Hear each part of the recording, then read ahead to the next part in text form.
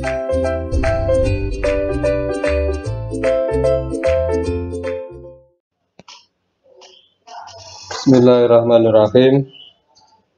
Assalamualaikum warahmatullahi wabarakatuh. Selamat bertemu kembali dengan anak-anak semuanya kelas 7 SMP Negeri 1 Gending yang beberapa hari yang lalu atau 2 minggu yang lalu kita telah terima pembelajaran materi pertama prakarya. Alhamdulillah anak-anak dari ini yang beberapa tugas yang kemarin ini sebagian dari yang 2 hari masuk ini sudah mengumpulkan, ya ada beberapa yang belum, mungkin keterbatasan sarana untuk bisa mengumpulkan atau mungkin ada kesibukan tertentu. Tidak apa-apa, yang penting kita tetap menunggu sampai bisa mengumpulkan di sekolah. Ini tugas yang pertama tempo hari. Alhamdulillah hari ini kita temu kembali untuk kita lanjutkan materi prakarya yang sebagai amanat kurikulum semester pertama kelas 7 untuk kita selesaikan dengan segala keterbatasan karena situasi pandemi corona ini. Nah, alhamdulillah yang penting komunikasi kita antara Bapak Ibu guru yang juga sebagai pelaksana program pemerintah dalam dunia pendidikan ini masih bisa jalan. Walaupun anak-anak terasa mungkin berat banyaknya tugas dari mata pelajaran yang lainnya atau seluruhnya, ini memang Pak Guru ini hanya menyampaikan amanat kurikulum dalam program dunia pendidikan, ya. Oleh karena itu, ya mari kita bersabar dan tetap berusaha walaupun di rumah dengan jarak jauh hanya online. Ini kita masih tetap bisa belajar, Hal-hal yang tidak paham catat saja dari semua pelajaran, termasuk pelajaran saya. Nanti setelah corona selesai, kita selesaikan dengan tatap muka. Syukur anak-anak sama Bapak atau saya nanti sewaktu sempat ada pertemuan di rumah kalian untuk menjelaskan mana yang kurang dimengerti, ya. Tapi saya harapkan bisa memahami atau bisa mengerti semua, sebab apa yang kita pelajari terutama pelajaran prakarya ini adalah pelajaran yang sudah melekat dalam kehidupan sehari-hari, bahkan menjadi kebutuhan pokok sehari-hari, kebutuhan pokok dalam dunia pangan, ya. Pangan ini kan kita dalam budidaya tanaman sayuran. Mari kita lanjutkan. Yang lalu anak-anak sudah mengidentifikasi jenis-jenis sayuran menurut manfaatnya. Ada yang manfaat diambil daunnya, buahnya, itu tangkainya, ada yang bijinya, ya ada 8 macam jenis itu, ya sudah diisi, yang belum segera ya menyusul gitu. Nah pada hari ini kita melanjutkan itu sebelum ke materi yang berikutnya. Ini masih kelanjutannya yang tempo hari. Ini anak-anak, kamu perlu memahami berbagai deskripsi tanaman sayuran yang akan dibudidayakan. Deskripsi maksudnya penjelasan atau keterangan, mendeskripsikan, menjelaskan atau menerangkan. Tanaman apa ini, misalnya tomat. Hal ini penting sebagai informasi untuk menentukan jenis tanaman sayuran yang dapat dibudidayakan di daerahmu. Apa yang kamu kenal, apa yang kamu laporkan, nah ini di daerah lingkunganmu berarti itu ada, atau harapan saya ada begitu, sehingga tidak repot-repot mencari contoh atau melihat atau mengobservasi, mensurvei begitu ke tempat itu karena ada yang kamu laporkan. Nah ini jelaskan apa deskripsi dari tanaman sayuran pada gambar-gambar di bawah ini. Ini saya sebutkan ada 4 macam gambar. Yang pertama itu tadi tomat, yang kedua ini bawang merah, yang ketiga ini bayam, ya, dan ini yang keempat sawi. Itu jelaskan sawi itu apa atau bawang merah itu apa, hidupnya yang subur di mana, bisa dipanen berapa hari misalnya, mengandung apa, nah itu jelaskan coba. Nah, mencari sumber di buku atau sumber langsung orang yang mengerti tentang itu, boleh bebas. Nanti dicatat di titik-titik ini sesuai dengan tugas pada pertemuan ini. Lanjut, kita ke pelajaran yang baru, itu terkait dengan pelajaran materi pertama, tapi masih ingin kita dalami lagi dengan tugas yang menjelaskan, mendeskripsikan itu tadi. Dari ratusan macam sayuran, kita minta 4 saja. Apa kamu sebutkan dari tomat, bayam, sawi itu tadi. Nah, ada 4 itu. Kita lanjutkan ke materi berikutnya, sarana produksi dan tahapan budidaya tanaman sayuran. Maksudnya sarana produksi ini apa-apa yang bisa menjadi alat atau bahan bagaimana atau perantara bagaimana produksi ini bisa diwujudkan. Budidaya produksi sayuran tadi bisa diwujudkan, bisa diperbanyak atau bisa dihasilkan sampai menghasilkan. Ini sarananya apa? Perantaranya apa? Ini dibagi 2, satu bahan, yang kedua alat, atau alat dan bahan, atau bahan dan alat sama saja. Bahan untuk bisa membudidayakan itu meliputi 4 hal: benih atau bibit, pupuk, pestisida, media tanam. Nah, kemudian alat, ini ada alat pengolahan, ada alat pemeliharaan. Lek pengolahan ya pengolahan tanah, kalau pemeliharaan itu tanaman yang sudah ditancapkan di tanah itu, gitu. Pemeliharaan ya. Gampang kita langsung apa yang kita lihat dalam kesehari-harian di sawah. Ada garpu, ada sekop, ada cangkul, mungkin linggis ya. Mungkin istilahnya wangkul, dodol, lempak ya. Semacam brujul, apa itu adalah alat-alat pengolahan. Tidak hanya 3 ini ya, banyak arit atau sabit ya. Tuh. Kemudian alat pemeliharaan ini gembor, koret, sprayer ya. Sprayer itu semprot, itu mungkin timba ya. Ya mungkin tambah selang apa gitu ya. Nah, itu semua merupakan alat-alat untuk bisa memelihara, termasuk ya bagian di sini. Jadi yang alat pengolahan itu, karena dalam pemeliharaan itu perlu matun, apa istilahnya itu, menyiangi itu ya. Itu perlu cangkul yang kecil, ada apa itu odrok istilahnya orang Jawa itu, untuk menyiangi rumput-rumput yang di sela-sela padi itu. Itu termasuk alat-alat pemeliharaan, bisa dimasukkan dalam pemeliharaan. Kemudian kembali kepada sarana bahan, ini ada benih atau bibit.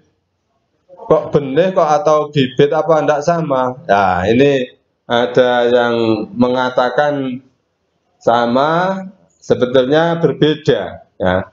Berbeda. Ini saya bacakan di buku.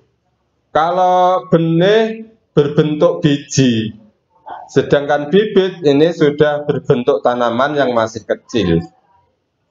Itu bedanya. Benih itu bijinya, kalau wis tuwuh ya sudah misalnya apalagi wis ditampak itu sudah disemaikan, itu berbentuk tanaman yang masih kecil. Nah itu namanya bibit. Bibit. Beli bibit padi di Soko misalnya. Nah, itu berarti bukan gabahnya yang dibeli, tapi gabah yang sudah diurit, yang sudah hidup, yang sudah semi, itu yang dibeli. Ini benih ini harus mempunyai kualitas tinggi, baik mutu genetik, fisik maupun fisiologinya. Bibit unggul ini berasal dari varietas unggul, daya tumbuhnya besar, murni, tidak mengandung kotoran, tidak tercemar hama maupun penyakit.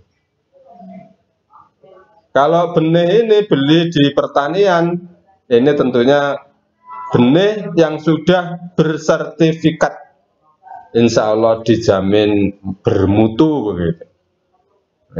Itu masalah benih. Kemudian yang kedua ini masalah pupuk. Nah, pupuk ini ya, ada pupuk organik, ada pupuk anorganik. Yang pupuk organik ini contohnya pupuk yang berasal dari kandang atau pupuk-pupuk hijau dari humus. Dari kandang ayam, kandang sapi, kandang kambing, itu teleknya itu bisa dijadikan pupuk, ya, bisa dijadikan pupuk. Nebang pohon, daunnya disimpan, ya, dibusukkan dari daun-daun hijau itu juga jadi pupuk kompos ya, pupuk hijau tadi ya. Yang anorganik ini misalnya NPK, urea, KCl, ZA, ada di toko-toko pertanian, tinggal beli ya. Kalau di sepanjang Pantura itu ya mulai dari yang lingkungan sini, mulai dari Curasawo sana sampai Klasman itu ada. Tinggal milih mana yang dekat, mana yang harganya cocok itu, mana yang sesuai dengan kebutuhan pupuk itu ya. Ya, kompos, ya. Nitrogen, NP itu fosfor, K itu NPK, kalium ya. Ini. Kemudian kita lanjutkan yang ketiga, ini pestisida. Pestisida ini berguna untuk mengendalikan serangan organisme pengganggu tanaman. Organisme pengganggu tanaman disingkat OPT. Pestisida ini dapat berupa alami, dapat berupa buatan. Pestisida alami bisa dimanfaatkan tanaman sebagai bahan bakunya, contohnya tanaman yang dapat digunakan untuk membuat pestisida adalah daun buah dari buah kedung atau pepaya atau mauni. Ini adalah alami dari jenis tumbuhan juga digunakan untuk pestisida. Badung dicampur pahit untuk hama tanah, disemprotkan dalam bentuk cair. Nah, itu jadi pestisida alami ya. Ya kalau pestisida yang kimia ya pestisida yang tinggal beli di toko pertanian, tinggal milih apa untuk membasmi rumputnya atau untuk membasmi walangnya, werengnya ya, ulatnya dan sebagainya, itu yang kimia ya. Baiklah, kita lanjutkan ke media tanam. Bahan yang keempat, media tanam ini ada dua, media tanam organik dan media tanam anorganik. Yang organik meliputi, ini sudah tertuliskan, arang sekam, kompos, sabut kelapa. Ini sebagai media contohnya. Yang media anorganik Misalnya ada gel, pasir, pecahan batu bata, spons, vermikulit, dan terlit, dan sebagainya. Ini akan lebih jelasnya, anak-anak akan lebih paham membaca buku di halaman 133 sampai 136 itu. Baiklah anak-anak, kita lanjutkan ya. Sarana produksi dan budidaya tanaman sayuran perlu diperhatikan sebelum melaksanakan budidaya. Dalam melakukan budidaya, ini dibutuhkan sarana produksi dan pelaksanaan tahapan yang tepat sehingga dapat tumbuh dengan baik dan diperoleh dengan hasil yang maksimal. Sarana disiapkan sedemikian rupa, tahapannya kita perhatikan untuk memperoleh hasil yang super, yang baik, yang betul-betul bisa ya, mencukupi kebutuhan atau harapan seorang petani atau pengusaha atau pembudidaya ya. Namun tetap itu dalam bagian upaya manusia, hasil kembali kepada pemberian rezeki Allah Subhanahu wa Ta'ala. Pasrah, tapi tetap dipupuk, disiapkan, hasilnya pasrah. Mudah-mudahan Allah sesuai dengan kehendak, sesuai dengan upaya memberi rezeki lewat tanaman-tanaman yang kita budidayakan. Penjelasan lebih lanjut ini seperti saya sampaikan tadi. Untuk kelas 7 ya, semester 1 ini halaman 132 sampai 136. Sampai di sini dulu perlu anak-anak kerjakan sebagai kegiatan pemahaman lewat pembelajaran online ini, yaitu pekerjaan rumah yang harus diselesaikan, yang harus dikumpulkan di sekolah sesuai dengan petunjuk jadwal pengumpulan yang telah maklum atau yang telah disosialisasikan pada tugas-tugas pelajaran yang lain atau sebelum-sebelumnya. Yang pertama, deskripsikan atau jelaskan apa yang dimaksud dengan tanaman sayuran tomat, bawang merah, bayam, sawi sesuai dengan slide yang di atas. Nah, di atas itu ini misalnya sawi apa, bayam, bawang merah apa, tomat apa, gitu ya. Kemudian yang kedua, sarana produksi budidaya tanaman sayuran meliputi bahan dan alat. Sebutkan contoh-contohnya. Yang termasuk bahan apa, yang termasuk alat apa saja. Gitu. Yang ketiga, sebutkan contoh yang termasuk pupuk. Pupuk organik itu apa saja? Ya cukup 3 saja, lebih tidak apa-apa. Pupuk anorganik 3 saja, lebih tidak apa-apa. Ya. Yang saya sebutkan tadi, yang saya jelaskan tadi, kurang paham, lupa, buka buku yang telah anak terima lewat buku paket itu. Kalau buku paket tidak punya, pinjam teman. Nah, diupayakan itu. Kalau sudah mentok tidak ketemu, diingat-ingat kira-kira pupuk organik itu apa saja. Pupuk anorganik apa saja. Dia tanya ayahnya, ibunya, gitu.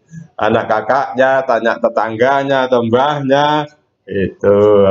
Atau tanya teman, itu ya. Di situ belajar itu anak-anak namanya. Belajar dari mana saja sumber belajar itu gitu. Nomor 4, media tanam organik ini meliputi apa saja? Media tanamnya organik. Media tanam anorganik meliputi apa saja? Nah, ini bisa dilihat kembali, bisa ditulis di bagian atas ini ya, ini media organik, ini media anorganik, tinggal menyebutkan ini, nah, gitu anak-anak. Mungkin pertemuan kali ini sampai di sini aja. Saya harapkan anak-anak tetap bisa semangat belajar dan mentaati tugas-tugas seperti ini, karena saluran Pengetahuan hanya sementara masih bisa lewat seperti ini, kita ikuti sekemampuannya kita, semaksimal kemampuan kita untuk bisa tetap menambah prestasi pembelajaran kita. Demikian, terima kasih atas perhatian anak-anak. Kita ketemu di pertemuan berikutnya. Kita akhiri dengan bacaan hamdalah, alhamdulillahirabbil alamin. Wassalamualaikum warahmatullahi wabarakatuh. Jangan lupa follow sosial media sekolah kita untuk mendapatkan info terkini seputar sekolah kita.